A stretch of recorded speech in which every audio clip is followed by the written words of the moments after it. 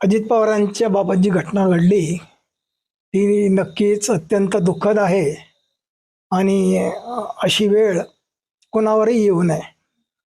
परंतु या अपघाताच्या निमित्ताने काही लोकांनी शंकाही उपस्थित केलेल्या आहेत.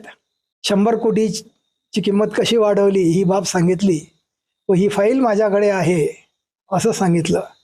आणि त्यानंतर हा अपघात घडला त्याच्यामुळे काही लोकांना ती शंका आलेली आहे किंवा अजित पवार काही बीजेपीच्या घोटाळ्यांविषयी बोलतील का काय, आणि त्याच्यामुळे त्याने हा जो अपघात घडवला की काय अशी शंका काही लोक घेत आहेत.